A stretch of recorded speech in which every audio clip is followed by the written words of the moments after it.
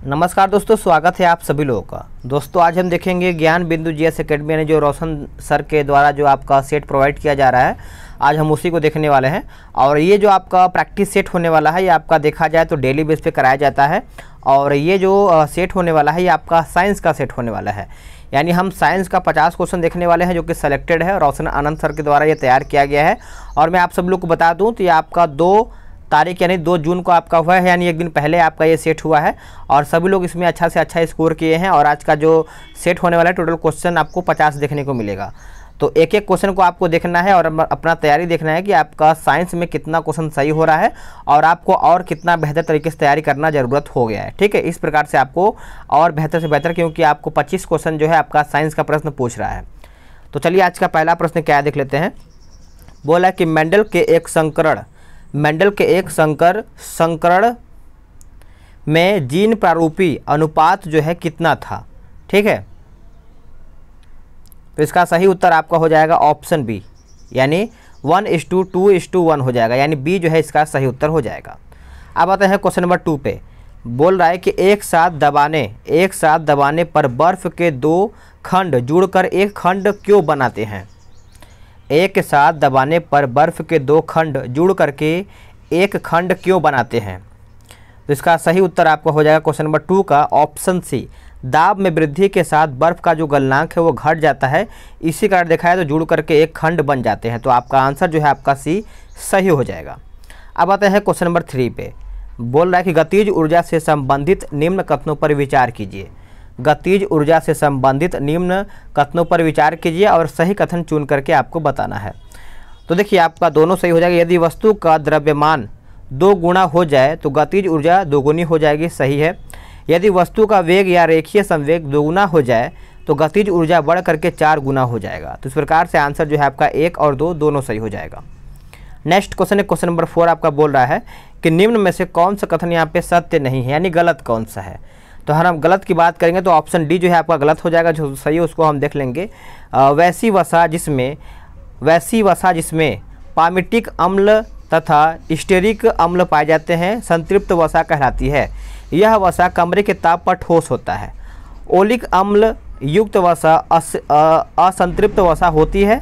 यह वसा कमरे के ताप द्रव्य होता है। ठीक है, अधिकांश जंतु से प्राप्त वसा संतृप्त तथा पौधे से प्राप्त वसा असंतृप्त होता है। एक प्रकार से देखा है तो आपका ए बी सही है, लेकिन डी जो है आपका यहाँ पे गलत हो जाएगा। नेक्स्ट क्वेश्चन है क्वेश्चन नंबर 5। बोला कि पेट्रोलियम के वाणिज्यिक महत्व को देखते हुए इसे अन्य किस नाम से जाना जाता है। इसको कौन से और नया नाम से जाना जाता है। तो ये आपका हो जाएगा ऑप्शन के हिसाब से इनमें से सभी, यानी रॉक ऑयल हो जाएगा, द्रव्य सोना हो जाएगा, काला सोना भी हो जाएगा। तो इस प्रकार से आपका सभी सही हो जाएगा। अगला प्रश्न है कि 6 वोल्ट बैटरी में गुजरने वाले प्रत्येक 1C आवेश को कितनी ऊर्जा देना पड़ेगा। तो इसका सही उत्तर आपका हो जाएगा ऑप्शन ए हो जाएगा 6 जूल हो जाएगा। निम्न जंतुओं में से किसमें तंत्रिका तंत्र नहीं पाया जाता है।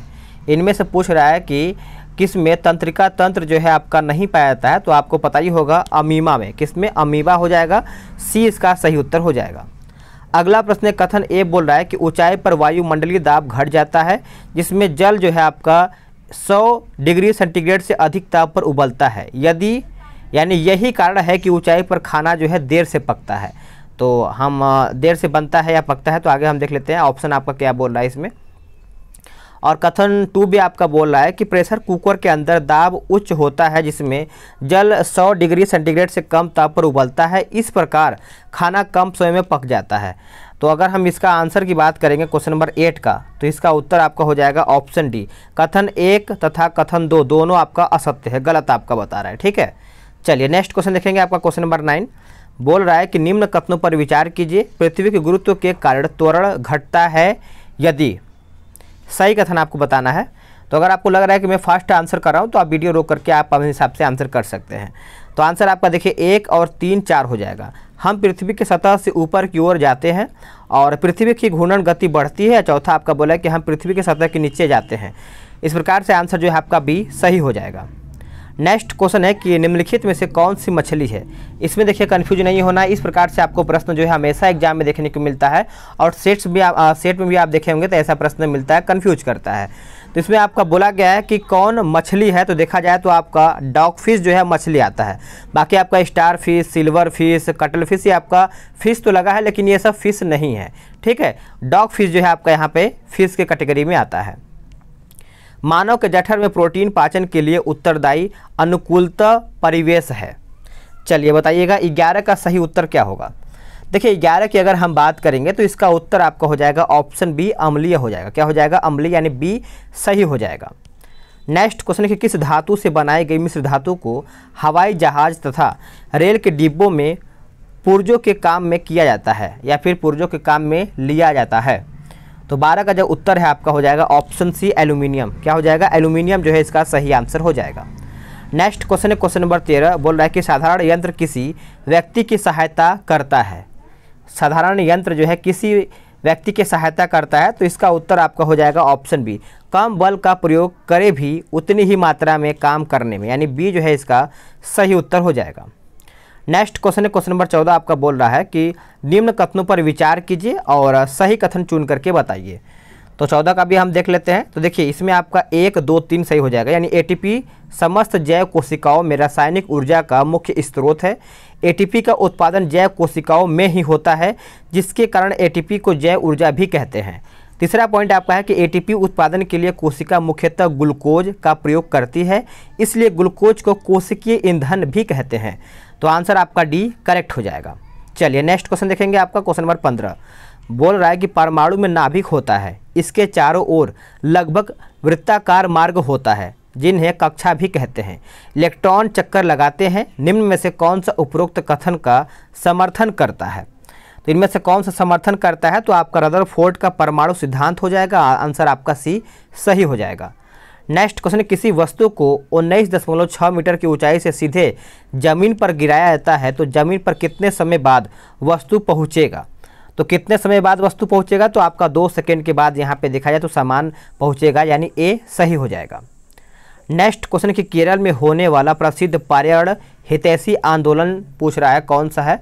तो देखा जाए तो 17 का उत्तर आपका हो जाएगा साइलेंट वैली आंदोलन। साइलेंट वैली आंदोलन हो जाएगा, बी सही उत्तर हो जाएगा। निम्नलिखित में से कौन सा पदार्थ सामान्य स्थितियों में किसी स्वस्थ व्यक्ति के मूत्र में कभी उत्सर्जित नहीं होता है।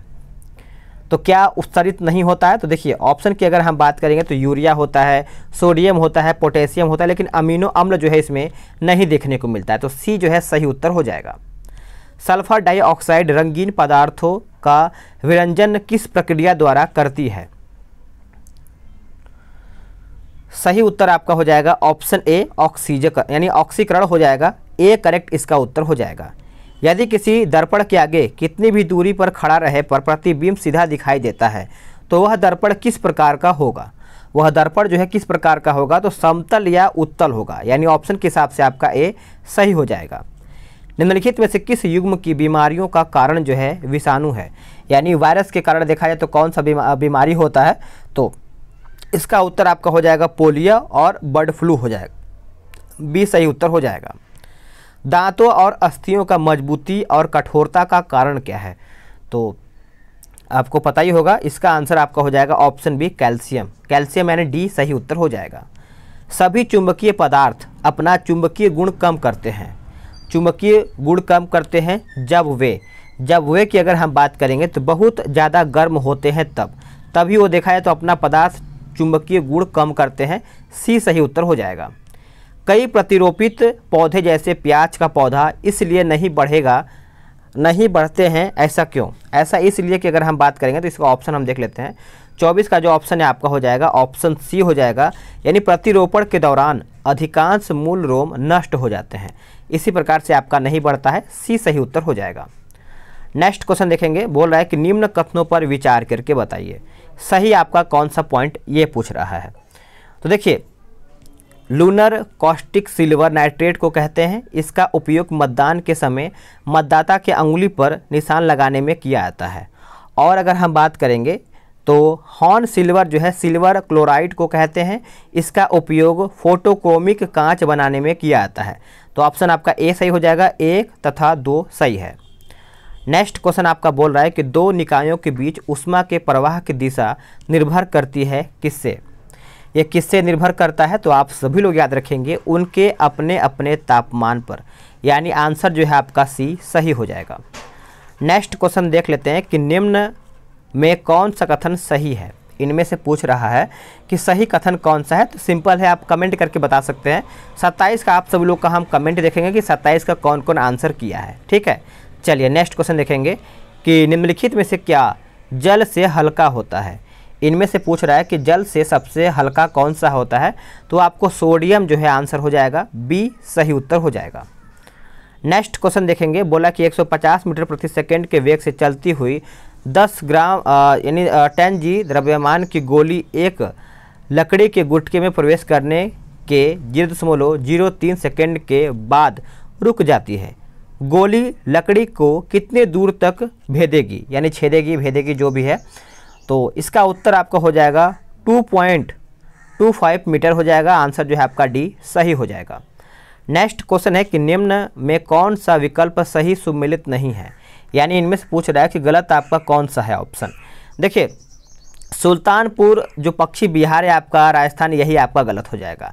बाकी आपका रंगनथिट्टू जो पश्चिम बिहार है आपका कर्नाटक सही है। कोनंडिनिया पश्चिम बिहार आंध्र प्रदेश सही है। और वेदाथंगल पश्चिम बिहार जो है आपका तमिलनाडु सही है। नेक्स्ट क्वेश्चन देखेंगे कि विश्व हेपेटाइटिस दिवस जो है कब मनाया जाता है। चलिए, आपको मैंने बताया था अगले वाले सेट में, तो आपका 20 जुलाई को विश्व हेपेटाइटिस दिवस के रूप में हम मनाते हैं। ए जो है इसका सही उत्तर हो जाएगा।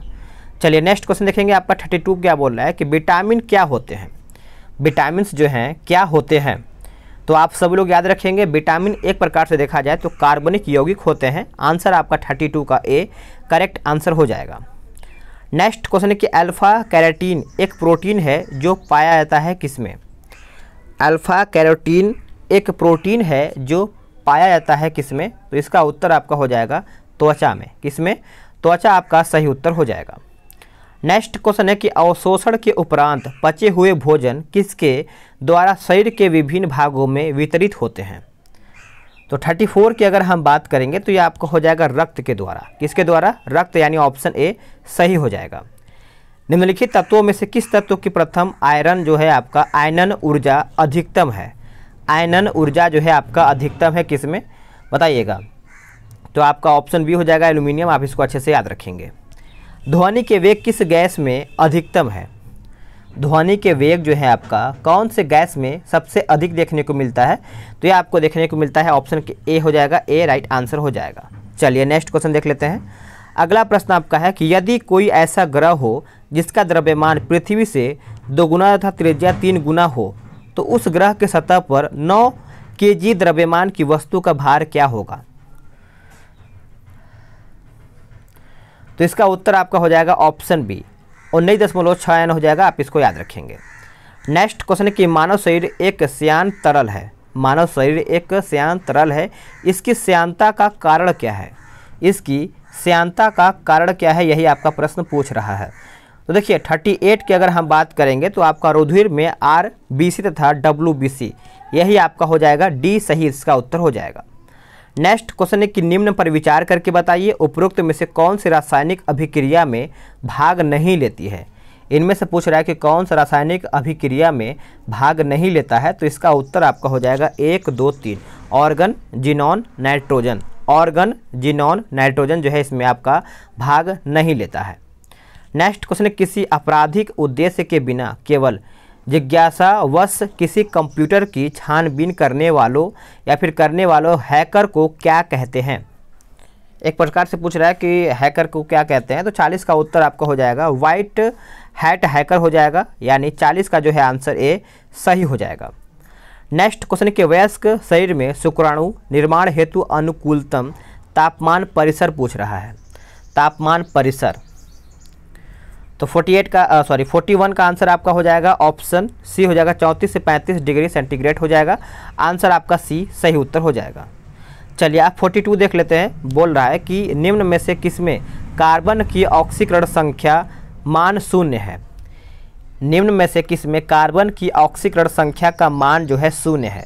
तो 42 का आंसर आपका हो जाएगा CH2Cl2, CH2Cl2 हो जाएगा। आंसर आपका डी सही हो जाएगा। निम्न में से कौन सा सही सुमेलित नहीं है, इनमें से पूछ रहा है कि गलत आपका कौन सा है। तो देखिए 43 की अगर हम बात करेंगे तो आपका ऑप्शन से आपका विकृति जो है यही आपका गलत हो जाएगा। बाकी आपका प्रतिबल का सही दिया गया है, स्थितिज ऊर्जा का भी सही है और बल आघूर्ण का भी आपका यहाँ पे सही दिया गया है। नेक्स्ट क्वेश्चन है कि जेट प्लेन की गति जब ध्वनि की गति से ज़्यादा होती है तो कौन सी तरंगे निकलती है इसमें से। एक बार फिर से पढ़ लेते हैं ताकि आपको अच्छे समझ में आ जाए। जेट प्लेन की गति जब ध्वनि की गति से ज़्यादा होती है तो कौन सी तरंगे जो है निकलती हैं। तो इसका सही आंसर आपका हो जाएगा शॉक वेव्स हो जाएगा, यानी ऑप्शन आपका सी सही हो जाएगा। प्रकाश क्या है, पूछ रहा है कि प्रकाश क्या है। देखिए प्रकाश की अगर हम बात करेंगे फोटॉन नामक कणों का पुंज है। ऑप्शन आपका जो है बी है, सही आंसर हो जाएगा। चलिए नेक्स्ट क्वेश्चन देखेंगे। बोल रहा है कि निकोला टेस्ला, माफ़ कीजिएगा थोड़ा सा दिक्कत हुआ पढ़ने में, निकोला टेस्ला किसके लिए प्रसिद्ध हैं। निकोला टेस्ला जो है आपका किसके लिए प्रसिद्ध है। तो देखिए 46 की अगर हम बात करेंगे तो ऑप्शन के हिसाब से आपका बी सही हो जाएगा, यानी अल्टरनेटिंग करंट के लिए ये आपके प्रसिद्ध हैं, माने जाते हैं। तो आप इसको अच्छे से याद रखेंगे, बी करेक्ट आंसर हो जाएगा। नेक्स्ट क्वेश्चन कि टार्क या बल, बोल रहा है कि टार्क या बल आघूर्ण क्या है। तो इसका आंसर आपका हो जाएगा ऑप्शन डी कोणीय संवेग के परिवर्तन की दर, यानी आंसर जो है आपका डी सही हो जाएगा। 48 देख लेते हैं कि एक व्यक्ति 75 सेंटीमीटर से निकट की वस्तुओं को नहीं देख सकता। लेंस की फोकस दूरी क्या है जिसकी आवश्यकता उसे 25 सेंटीमीटर पर रखी वस्तु को साफ साफ देखने के लिए होती है या फिर देखने के लिए होगी। तो देखिए 48 की अगर हम बात करेंगे तो 37.5 सेंटीमीटर हो जाएगा। ऑप्शन के हिसाब से आपका बी सही उत्तर हो जाएगा। नेक्स्ट क्वेश्चन है, बोल रहा है कि निम्नलिखित में से कौन से भौगोलिक क्षेत्र में जैव विविधता के लिए संकट हो सकते हैं। निम्नलिखित कूटों के आधार पर सही उत्तर चुन करके आपको बताना है। देखिए वैश्विक तापमान हो जाएगा, उसके बाद विदेशी जाति का संक्रमण हो जाएगा और तीसरा जो है आवास का विखंडन हो जाएगा। तो इस प्रकार से जो आंसर है आपका हो जाएगा 1, 2, 3 हो जाएगा। चलिए आखिरी प्रश्न देखेंगे। बोला कि क्रायोजेनिक तकनीक का प्रयोग मुख्यतः किस क्षेत्र में किया जाता है। क्रायोजेनिक तकनीक का प्रयोग जो है मुख्यतः किस क्षेत्र में किया जाता है। तो ये आपको रॉकेटों तथा मिसाइलों में किया जाता है। ऑप्शन के हिसाब से 50 का ए सही आंसर हो जाएगा। तो फ्रेंड्स मैंने इसका 50 क्वेश्चन समाप्त कर दिया है 1 से लेकर 50 तक। और आपने कितना प्रश्न सही किया है कमेंट करके ज़रूर बताइएगा और वीडियो कैसा लगा है ये भी बताइएगा। अगर आपका कोई सुझाव है तो आप कमेंट के माध्यम से बता सकते हैं। मिलते हैं एक नए वीडियो में, आज के लिए इतना ही।